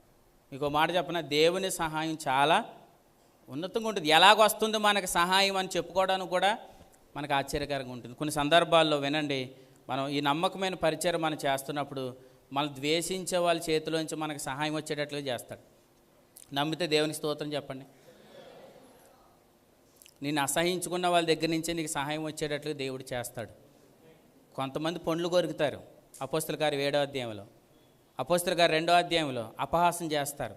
కానీ వినండి, కొంతమంది ద్వారా అయితే నీకు దేవుడు సహాయం చేసేటట్లుగా చేస్తాడు. మన పరిచర్యలో ఒక సేవకులు ఉన్నారు, పేరు తర్వాత అడగని చెప్తాను. ఆయన మందిరం అక్కడ స్టార్ట్ చేశారని అక్కడ ఉన్న వాళ్ళు కొంతమంది అమ్మవారి గది చెప్తారు తెలుసా మీకు, మా పక్క చెప్తారని మీకు తెలీదు. వాళ్ళు కొంతమంది లేచి ఏమన్నారంటే, నిన్ను ఎవడెట్టమన్నాడు ఇక్కడ ప్రార్థన, ఇక్కడ చాలా సంఘాలు వచ్చాయి, అన్ని సంఘాల వారిని మేము తవరేసాం, నిన్ను కూడా ఇక్కడ లేకుండా చేసేస్తామని అన్నారు. ఆయన ఇక్కడ ఉన్నాడు, నిన్ను కూడా ఇక్కడ లేకుండా చేసేస్తామని అన్నారు. కానీ ఆయన ధైర్యంగా నిలబడ్డాడు. అన్ని పరిచర్యలు వేరు, ఈ పరిచర్య వేరు. అందరిని పంపేశారు అనుకుంటున్నారు, కానీ నన్ను మీరు పంపలేరని అలా నిలబడిపోయాడు అంతే. ఎవరో కాదు, జకర్యా. ఎలిజబెత్ గారు రాలేదంతే, జకర్యా గారు. తీసేస్తాం, లాగేస్తాం, నిన్ను ఉంచమని అన్నారు. మా ఊరు ఎమ్మెల్యే గారి దగ్గర కూడా వెళ్ళిపోయి, ఎమ్మెల్యే గారు ఇక్కడ సంఘం పెట్టేశారండి, మేమేంటండి ఇక్కడ ఏంటండి, ఇక్కడ సంఘం ఏంటండి అని అంటే ఆయన అన్నాడంటే, మీరు చూసుకోండి మాకు సంబంధం లేదండి అంటే, మీరు చూసుకోండి మాకు సంబంధం లేదంటే వాళ్ళు వచ్చేసారు. వచ్చేసిన తర్వాత చాలా ప్రయత్నం చేశారు, కానీ అవ్వలేదు. ఆ తర్వాత అక్కడ కూడికలు కూడా జరిగాయి. దేవుని మహాకృప మన డిసెంబర్ 22 అనుకుంటా అక్కడ కూడిక జరిగింది, క్రిస్మస్ కూడిక జరిగింది. అప్పుడు చాలామంది అన్యజనులు వచ్చారు. ఆ అన్యజనుల్లో వాళ్ళు కూడా వచ్చారు. దేవునికి స్తోత్రం. ఆ అన్యజనుల్లో వాళ్ళు వచ్చారు. ఎంతకన్నా విషయం చెప్తాను వినండి. వాళ్ళు ఆ మీటింగ్ ఎట్టకముందు జకర్యా గారు అక్కడ మందిరం కడుతున్నారు నామవాని పాలెంలో. ఆ మందిరానికి ఆవిడ వచ్చి, పాస్టమ్ గారు ప్రార్థన చేయండి అని అన్నదంట పాస్టమ్ గారిని. ఆవిడ ప్రార్థన చేసింది. అయితే చిన్న కోనకు ఉంచండి అని పెట్టేసి వెళ్ళిపోయిన చేతిలో. ఆవిడ అనుకుంది, ఆవిడ వెళ్ళిపోయిన తర్వాత చిన్న కోనకు అన్నది కదా, ఒక 100 రూపాయలు 50 రూపాయలు ఇచ్చి ఉంటుంది ఏమో అనుకుంది. ఎందుకు తెరిచూత దాంట్లో 5,000 ఉన్నాయి. ఈయనేం మందిరం కడుతున్నాడు. ఇచ్చింది ఎవరు అనుకుంటున్నాం? సంఘం లేకుండా చేద్దాం అనుకున్న ఆవిడే 5,000 రూపాయలు కోనకి ఇచ్చింది. దేవునికి స్తోత్రం. చప్పట్లు కొడతారేమో అనుకున్నాను, దేవుడికి మహిమ కలిగేటట్లుగా. ప్రభుకి స్తోత్రం. అర్థమైందండి. అంటే కొన్ని సందర్భాల్లో లేపేద్దాం, తీసేద్దాం అని అనుకున్న వాళ్ళ దగ్గర నుంచి మనకు దేవుడు ఏం చేస్తాడు? సహాయం చేస్తాడు. ఇవి చెప్తే మీకు అర్థం కాదు, కానీ కొన్ని సేవలోకి వచ్చిన తర్వాత కొన్ని అనుభవాలుగా అర్థమవుతాయి. అర్థమైందండి. కాబట్టి ఆయన ఎలా చేస్తాడు, ఎలా సహాయం చేస్తాడంటే, శత్రువులు ఎదుట నాకు భోజనము సిద్ధపరిచితివి, శత్రువు ఎదుట నాకు భోజనములు సిద్ధపరిచితివి. అంటే మనల్ని ద్వేషించే వాళ్ళు చేస్తే మనకి సహాయం అందేటట్లుగా దేవుడు చేస్తాడు. నువ్వు నిలబడు, నీకు సహాయం ఎక్కడి నుండి వస్తుందో నీకే తెలియదు. అర్థమైందండి. ఏలే అనుకున్నాడా కాకులు ఆహారం తెస్తాయని? జకర్యా అనుకున్నాడా తిట్టినామే డబ్బులు ఇస్తుందని? చెప్పండి. అనుకోలేదు. అనుకున్నారా? అనుకోలేదు. అనుకున్నంటే ఏం చేద్దాడు ఈయన? ఇంకా పెద్ద గొడవ పెట్టేదాడు, ఇంకెక్కువ. కానీ వినండి, దేవుడు ఆయన నమ్మదగిన వాడండి. ఆయన మనల్ని ఎంత మాత్రం విడిచిపెట్టేవాడు కాదు. కాబట్టి ఆయన మనం పిలిస్తే ఖచ్చితంగా ఆయన మనల్ని పోషిస్తాడు. ఎఫెసీ పత్రిక 5లో ఉంటుంది, ఆయన పోషిస్తాడు, 2 సంరక్షిస్తాడు. పోషించే దేవుడు, సంరక్షించే దేవుడు. ఆయన నిన్ను పిలిస్తే సర్వం సమస్తం కూడా ఆయనే నేను చూసుకుంటాడు. కోత విస్తారంగా ఉంది, పనివారు కొద్దిమంది ఉన్నారు. సంఘములు పాడవుతున్నాయి, చింతించేవాడు ఒకడు లేడు. కానీ ఈ మధ్యాహ్నమైన మీకు అర్థమైతే ఒకసారి ఆలోచన చేయండి. అవును ప్రభువా, ఆ చింత నాకుంది. సంఘాలు పాడవుతున్నాయి, చింత నాకుంది. కుటుంబాలు పాడవుతున్నాయి, చింత నాకుంది. దేశం పాడవుతుంది, చింత నాకుంది. నన్ను వాడుకో ప్రభు అని మీరు చెయ్యెత్తే చాలు, మిమ్మల్ని దేవుడు చాలా ఘనమైన పాత్రగా ప్రభు వాడుకుంటాడు. నేను ఎలా మాట్లాడగలనండి అని మీరేమనుకోకండి. నేను ఏం మాట్లాడాలో నాకు తెలియదండి అని అనుకోకండి. ఎందుకు? ఆయన పిలిచాడంటే కొలత లేని ఆత్మనిస్తానని చెప్పాడు యోహాను సువార్తలో. ఏమిస్తాడు? చివరిగా ఆ మాట కూడా చూసేయండి. యోహాను సువార్త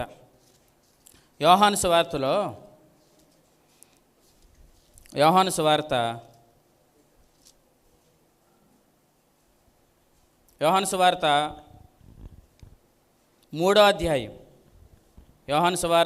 అధ్యాయం 33వ వచనం చూడండి. ఆయన సాక్ష్యం అంగీకరించేవాడు దేవుడు సత్యవంతుడును మాట ముద్ర వేసి ఉన్నాడు. ఇప్పుడు చూడండి, ఏలయనగా దేవుడు నిన్ను పిలిస్తే, దేవుడు నిన్ను పంపితే కొలత లేకుండా తన ఆత్మను అనుగ్రహించెను గనుక ఆయన దేవుని మాటలే పలుకును. దేవునికి స్తోత్రం. నిన్ను ఆయన పిలిస్తే, 2 ఆయన నిన్ను పంపితే, 3 ఆయన ఏం చేస్తాడు? కొలత లేకుండా తన ఆత్మను నీకు అనుగ్రహిస్తాడు. అప్పుడు నువ్వేం మాట్లాడాలని నువ్వు భయపడవలసిన పని ఉంటుందా? ఉండదు. మత్తయి సువార్త 10వ అధ్యాయం 20 వచనం చివరికి మాట చూడండి. మత్తయి సువార్త 10వ అధ్యాయం 20 వచనం. మనం ఇందాక చదివిన సందర్భంలోనే ఇదంతా కూడా. మత్తయి సువార్త 10వ అధ్యాయం 20 వచనం.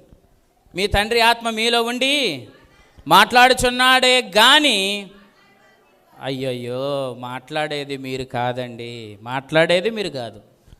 పిలిచాడు, ఆయనే పంపాడు, ఆయనే ఆత్మనిచ్చాడు, ఆయనే మాట్లాడతాడు. మాట్లాడేది ఎవరు? ఆయనే. మాట్లాడేది నువ్వు కాదు. ఏమండి నాకు సరిగా మాట్లాడటమే రాదండి, సరిగా నేను నిలబడలేనండి, సరిగా నేను ఒక 5 నిమిషాలు కూడా నిలబడి ఏమీ వద్దండి, నువ్వు సరిగా అవన్నీ నువ్వు ఆలోచించదుకు. ప్రభు ఇలా అన్నాడు, మోసేను ప్రభు పిలిచాడు, మోసే నువ్వు నా పనికొర కావాలయ్యా అని అన్నాడు. అప్పుడు మోసే ఏమంటున్నాడు? నేను ఎత్తువాణ్ణి అని అన్నాడు. నువ్వు మాట్లాడదు కానీ నేను నీకు సహాయం చేస్తానని చెప్పాడు. అర్థమైంది? నేను ఎత్తువానండి, నాకు సరిగా మాట్లాడటమే రాదండి అని మనం భయపడవలసిన పని ఏమీ లేదు. లేదండి నాకు కొంత వయసు అయిపోయింది, మీరంటే యంగో, నేనైతే ఏమైంది సగం వయసు అయిపోయిందని కూడా మనం భయపడదు. ఎందుకంటే మోసేని ఏమన్నాడు? నాకు 80 వచ్చేసిన ప్రభు అంటే ఇప్పుడే నువ్వు నాకు కావాలన్నాడు. ఏమన్నాడు? 40 సంవత్సరాలేమో ఐగుప్తులో గడిచిపోయింది, 40 సంవత్సరాలేమో అరణ్యంలో గడిచిపోయింది. ఇప్పుడు ప్రభు 10లో మాట్లాడి, మోసే నువ్వు నాకు పని కావాలయ్యా అని అన్నాడు. అప్పుడు మోసే అంటాడు, ఇప్పుడు నేనేం చేయగలను ప్రభా, 80 వచ్చేసినాయి, సరిగా నడవలేకపోతున్నాను, సరిగా మాట్లాడలేకపోతున్నాను. ఆయన అన్నాడు, నువ్వు రా, మాట్లాడేది నువ్వు కాదు, మాట్లాడేది నేను. అర్థమైందా? వయసుతో సంబంధం లేదు. ఆయన వాడుకుంటాడు, ఆయన వాడుకుంటే, ఆయన నిలబెట్టుకుంటే ఆయన ఆత్మనిస్తాడు. మాట్లాడేది మనము కాదు, దేవుని ఆత్మే మన ద్వారా మాట్లాడతాడు. ఇది మీరు నమ్మండి. నమ్మితే ఖచ్చితంగా దేవుడు మీకు మహిమను చూపించును గాక. ఆయన నమ్మదగిన దేవుడు, ఆయన ఖచ్చితంగా మనకు సహాయం చేస్తాడు. ఆయన మనకు ఆత్మనిచ్చాడు, ఆయన పిలిచాడు, ఆయన ఆత్మనిచ్చాడు, ఆయనే మన ద్వారా పనిచేస్తాడు. అర్థమైందా? పిలిచాడు, ఆయనే మనల్ని పోషిస్తాడు. ఆయన ఎవరిని విడిచిపెట్టువాడు కాదు. ఆయన నమ్మదగిన దేవుడు గనుక ఆయన ఎలా పిలుస్తున్నాడు? కోత విస్తారంగా ఉంది, పనివారు చెప్పండి, పనివారు కొద్దిగా ఉన్నారు. ఆ పనివారు కొద్ది మందిలో చెప్పండి, నువ్వు అక్కడ జాయిన్ అవుతే వాళ్ళు 100 అయితే నువ్వు కలిపితే 101. అర్థమైందా? వాళ్ళు 200 అయితే ఆ కొద్ది మందిలో నువ్వు కలిపితే 201. నేను ఒక్కడినే వస్తే ఏమైపోద్దా అనుకోకండి, నేను ఒక్కడిని ఏం తక్కువ వచ్చానండి అని అనుకోకండి. నీ ఒక్కడవే చాలు. యోసేపు ఒక్కడు చాలు, ఐగుప్తు దేశాన్ని అంతటికి ఆకలి తీర్చాడు. అర్థమైందా? నేను ఒక్కడనే వస్తేం కాదు, అవసరం నువ్వు నిలబడితే నిన్ను ఒక్కడిని వాడుకుంటాడు.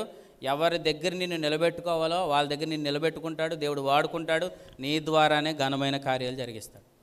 అర్థమైందా? దావీదు కుర్రవాడే, కానీ అక్కడ ఇలా రాయబడింది, దావీదు ఏ ఆయుధము ఉపయోగించలేదు, కానీ ఇలా రాయబడింది. మరి దావీదు ద్వారా దేవుడు గొప్ప విజయం తెచ్చాడా లేదా? తెచ్చాడు. అప్పుడు మహిమ ఎవరికి వచ్చింది? మహిమ ఎవరికి వచ్చింది చెప్పండి? దావీదుకి రాలా, దేవునికి వచ్చింది. ఎందుకు? వాస్తవానికి గొలియాతును చంపేంత బలము లేదు, గొలియాతును చంపేంత స్టామినా ఎవరి దగ్గరికి లేదు? దావీదు దగ్గర లేదు. కానీ దావీదు నిలబడ్డాడు. ఎవరు పని చేశారు? దేవుడే పని చేశాడు. ఇప్పుడు గొలియాతు లాంటి బలవంతునే పిలిచాడు అనుకోండి, వాసన్ని గారు లాంటి వాడిని. ఇప్పుడు అందరూ ఏమనుకుంటారు? వాసన్ని గారు కాబట్టి బలంగా ఉన్నాడు కదా, కొట్టేశాడు, మృత్యుంజయరాజు అయితే ఎక్కడ కొడతాడు అని అనుకుంటారు. కానీ మృత్యుంజయరాజు లాంటి నిలబెట్టి దేవుడు పని చేశాడు అనుకోండి, ఇప్పుడు ఏమనుకుంటారు? అది మృత్యుంజయరాజు వల్ల అవ్వలేదా, దేవుడే పని చేశాడు. అందుకే దేవుడు, నువ్వు ఒట్టోడివి, నువ్వేం తెలియని వాడివే, నీ వెనకాల ఏ బ్యాక్గ్రౌండ్ లేదు, కానీ విను, నువ్వు నిలబడితే దేవుడు నిన్ను వాడుకుంటాడు, నీ ద్వారా దేవుడు పని జరిగిస్తాడు. నీ ప్రాంతంలో నువ్వున్న ఊరిలో దేవునికి నువ్వే కావాలి. అర్థమైందా? నువ్వు కావాలి, అందుకే దేవుడు నిన్ను పిలుస్తున్నాడు. అటు కృప దేవుడు మీకు అందరికీ అనుగ్రహించును గాక. ఆమేన్. ప్రార్థన. పరిశుద్ధ ప్రేమగల తండ్రి, నమ్మదగిన దేవానికి స్తోత్రాలు. కోత విస్తారంగా ఉంది, పనివారు కొద్దిగా ఉన్నారని మీరు చెప్పారు. ఈ కడవరి దినాల్లో ప్రభువా, ఆలయాలను పాడు చేసేవారు, సంఘాలను పాడు చేసేవారు, వారి వల్ల దేశం, ప్రజలు, ప్రాంతాలు, కుటుంబాలు నష్టపోతున్నాయి. అటువంటి కడవరి దినాల్లో మీరు మీ పిలుపు చేత పిలుస్తున్నారు. ఎవరినైతే మీరు పిలుస్తున్నారో వారు నాయన నీ పని కొరకు ప్రత్యేకపరచబడేవారుగా ప్రభా నాయన ప్రతిష్ఠించుకొని ధైర్యంగా నాయన నీలో ముందు కొనసాగే కృపనివ్వండి. మీరు చేసిన సహాయంను బట్టి మీకు స్తోత్రాలయ్యా. నా తర్వాత మీ సేవకులకు కూడా నాయన మీ సమృద్ధి అయిన ఆత్మ నడిపింపునిచ్చి మీరు వాడుకోమని ప్రభువా, మీరు మమ్మల్ని పిలుచుకుంది ఈ కడవరి దినాల్లో సంఘాలు కట్టడానికని మీరు మాతో మాట్లాడారు ప్రభువా. మీరు మాట్లాడిన ప్రతి మాట మా హృదయాల్లో స్థిరపరచండి. నేనేం చేయగలను కాదయ్యా, నేను నిలబడితే నా ప్రభు సమస్తాన్ని జరిగిస్తాడు. నేను నిలబడితే నాకేం కావాలో సమస్తాన్ని ప్రభు చూస్తాడు. నిరీక్షణ లేనప్పుడు అబ్రహాము నమ్మాను, అబ్రహాం ముందుకు సాగాడు, అనే విషయాలు ఆశీర్వదించబడ్డాడు. అవునయ్యా, నీ పరిచర్యలు ఉన్నవారిని నువ్వు ఎంత మాత్రం విడిచిపెట్టేవాడు కాదు. అయ్యా ప్రభువా, గిద్యోను కాలంలో గిద్యోను నీ సేవకుడు, ఎవ్వరి దగ్గర గోధుమలు లేవు, నీ సేవకుడైన గిద్యోను దగ్గర మాత్రం గోధుమలు ఉన్నాయి. అటువంటి విధముగా నీ సేవకులు నువ్వు ఆశీర్వదిస్తావు. అందును బట్టి మీకు స్తోత్రాలు. నువ్వు నమ్మదగిన దేవుడవు, మనుషులు నమ్మదగని వారైనా నువ్వు నమ్మదగిన దేవుడు, నువ్వు ఎంత మాత్రం విడిచిపెట్టేవాడు కాదని అయ్యా ప్రభా, నీ పనిలో అనేకులు నాయన కేంద్రీకరించబడి పురుకొల్పబడి నీ పని కొరకు ప్రత్యేకపరచబడే వారిగా ఉండడానికి సహాయం చేయమని ఈ మధ్యాహ్నం మీరు చేసిన సహాయం బట్టి మీకు స్తోత్రాలు చెల్లిస్తూ మా రక్షకుడును ప్రియకుమారుడైన యేసుక్రీస్తు ప్రభుల వారి పేరట స్తుతిస్తూ క్రీస్తునామ సమర్పించి వేడుకుంటున్నాం పరమ తండ్రి. ఆమేన్. ఆమేన్. అందరికీ వందనాలు.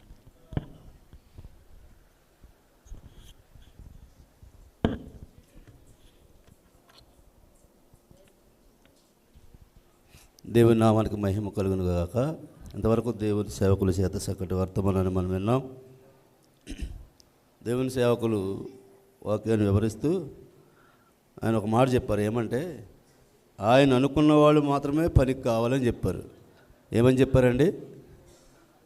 ఆయన అనుకున్న వాళ్ళు మాత్రమే పనికి కావాలి. ఆయన అనుకున్న వాళ్ళు ఎవరంటే అది కూడా వివరించారు. ఆయన అనుకున్న వాళ్ళు ఆయన పనికి కావాలి. ఆయన అనుకోని వాళ్ళు కూడా ఆయనకు అవసరం లేదు. ఎవరు అనుకోని వాళ్ళు అంటే వీరు నాకు కావాలి లేక వీరు నాకు వద్దు అని చెప్పింది కూడా ఆయనే చెప్పారు. ఆన్సర్ ఎవరంటే సంఘాన్ని పాడు చేసేవారు, సంఘము కొరకు చింతలేనివారు, దేవుని ఉద్దేశం ఎరగని వారు, మందుండి మనీ ఉండి ఏమీ తెలియని వారు, ఇటువంటి వారు నాకు అక్కర్లేదు అని ప్రభువారు ఉద్దేశాన్ని దేవుని సేవకుల ద్వారా మనం విన్నాం. అదే క్రమంలో దేవునికి అక్కర్లేని వారు ఎవరో ఒక వచనం ఉంటుంది, రోమపత్రిక 1:27 వచనంలో. దేవుని పనికి అక్కర్లేని వాళ్ళు ఎవరంటే కృతజ్ఞత లేని వారు, తమ వాదముల చేత వారు వ్యర్థులయ్యారనే మాట అక్కడ వ్రాయబడి ఉంది. అంటే పొందుకున్నటువంటి మేళ్ళన్నీ పొందుకుని కావలసినటువంటి వర్తమానాలన్నీ నేర్చుకుని వారు వాదముల చేత వ్యర్థులై కృతజ్ఞత లేని వారుగా ఉన్నారు. అటువంటి పని వాళ్ళు దేవునికి అక్కర్లేదని దాని ఉద్దేశం. అంత మాత్రమే కాదు, ఇంకొక మాట చక్కటి మాట చెప్పారు. ఏమంటే, సరి అయిన కాపరి, సరి అయిన నాయకుడు, సరి అయిన కాపరి కింద సరి అయిన నాయకుడి కింద ఉండని సమయంలో ఎవరైతే ఉండరో వారి వల్ల వచ్చే అనర్థాలేమో కూడా చెప్పారు. అది ఏమంటే, దేశం పాడైపోతుందని, వ్యక్తిగతంగా కుటుంబాలు పాడైపోతాయని. ఒక చక్కటి నాయకుడు, ఒక చక్కటి కాపరి కింద ఉన్నటువంటి ఒక వ్యక్తి ఒక దురుద్దేశం చేత ఆ నాయకుడి కింద నుంచి వెళ్ళిపోతే తను పాడైపోతాడు, వ్యక్తిగతంగా కుటుంబంగా పాడైపోతాడు. అదే సమయం కుటుంబంగా పాడైపోతుంది, సమాజంగా కూడా పాడైపోతుంది. అవి కళ్ళారా ప్రత్యక్షంగా మనం చూసాం.